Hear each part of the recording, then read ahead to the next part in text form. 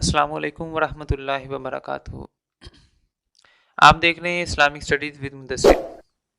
आज हम जो है टेंसेस के हवाले से जो बात हमारी चल रही थी उसी के ऊपर बात कर रहे हैं।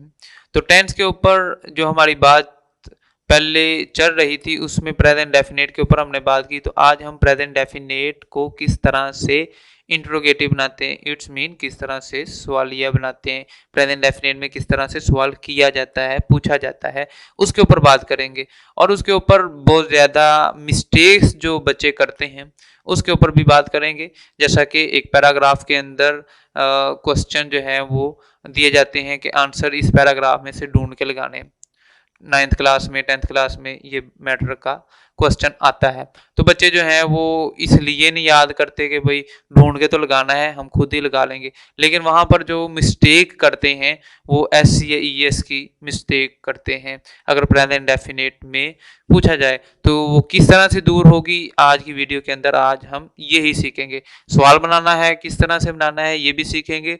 और अगर सवाल बनाया किसी ने पूछा है, वो पेपर में आ गया या किसी ने गुफ्तगू करते हुए, स्पीकिंग करते हुए आपसे पूछा, तो आप किस तरह से जवाब देंगे उसके ऊपर बात करते हैं। और साथ ही जो पहले हमने 2 फार्मूले सीखे उसके ऊपर भी सरसरी सा जायजा लेते हैं। तो चलते हैं वीडियो की जानिब, देखते हैं। तो टेंस था विद एक्शन है और पहला हमारा प्रेजेंट इंडेफिनेट है। और उसमें हम बात कर रहे, पहले जो हमने बात की थी वो पॉजिटिव स्ट्रक्चर की थी। वो था सब्जेक्ट प्लस वर्ब की फर्स्ट फॉर्म प्लस एस या एस प्लस वो जो है ऑब्जेक्ट। फिर दूसरा था नेगेटिव कि हाउ टू नेगेटिव, हम किस तरह से नेगेटिव बनाएंगे। तो सब्जेक्ट है प्लस हेल्पिंग वर्ब है प्लस नोट आ गया प्लस वर्ब की फर्स्ट फॉर्म और प्लस ऑब्जेक्ट था।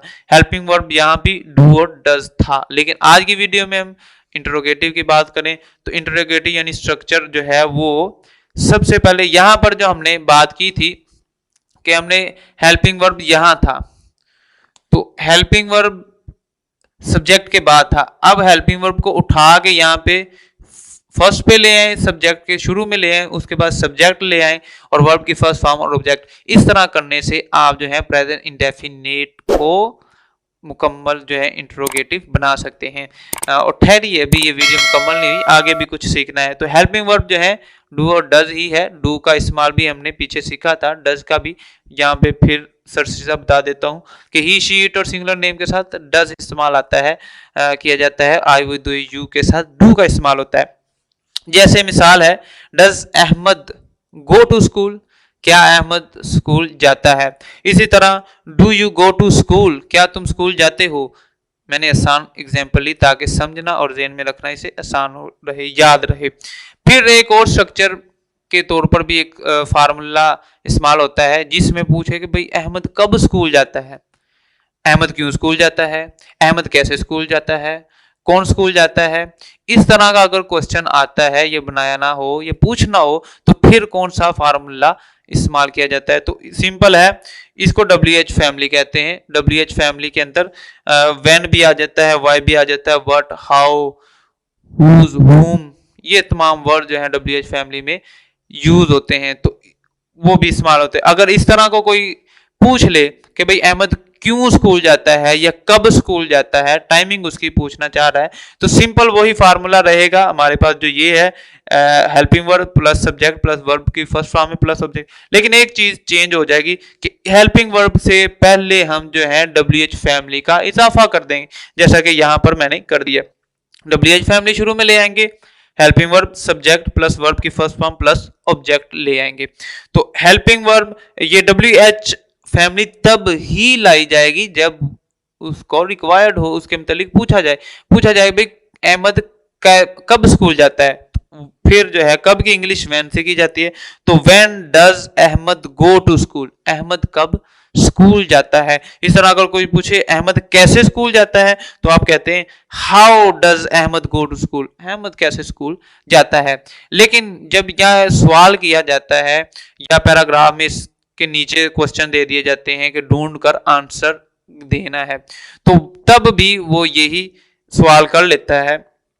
तो वहां पर चूंकि डज का इस्तेमाल होता है तो जब डज का इस्तेमाल होता है तो आपको पिछली वीडियो में मैंने बताया था, डू या डज का इस्तेमाल जब प्रेजेंट डेफिनेट में होता है तो वर्ब की फर्स्ट फॉर्म के साथ एस या ईएस का इजाफा नहीं किया जाता।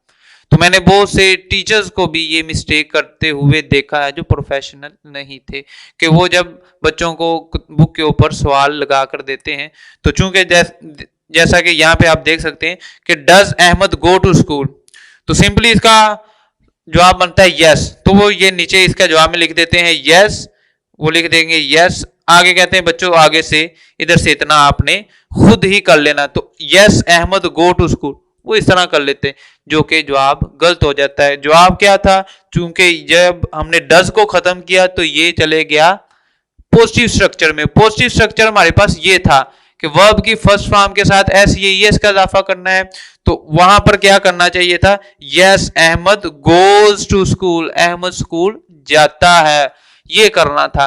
लिहाजा जब भी आपसे इस तरह का कोई क्वेश्चन किया जाए तो आप जरूरी जो है देखा करें डू और डज जो है अगर आ रहा है तो हमने जब इसको पॉजिटिव में लेके जाना है तो फिर हमने सब्जेक्ट की वर्ब के फर्स्ट फॉर्म के साथ एस या ईएस का इजाफा जरूर करना है, और पेपर के अंदर भी इस चीज का हमने खास ख्याल रखना है। तो ये थी हमारी वीडियो जो यहाँ तक कंप्लीट होती है, लेकिन एक दफा फिर मैं इसको रिवाइज कर रहा हूं कि आज हमने देखा कि पॉजिटिव स्ट्रक्चर जो हमने पहले याद कर लिया था, लिख भी लिया था, समझ भी लिया था, नेगेटिव के ऊपर भी हमने बात कर ली थी, आज इंटेरोगेटिव है और वो भी प्रेजेंट इंडेफिनिट का। हेल्पिंग वर्ब डू और डज जो नेगेटिव में इस्तेमाल होते हैं वही यहाँ पे इस्तेमाल हो गए। शुरू में आ जाते हैं सब्जेक्ट वर्ब की फर्स्ट फॉर्म जो पहले दोनों में भी इस्तेमाल हुई है, यहाँ पे भी वही होगी, एंड पे ऑब्जेक्ट, और क्वेश्चन मार्क लगाना मत भूलिएगा, नहीं तो आपके ऊपर क्वेश्चन उठ जाएंगे।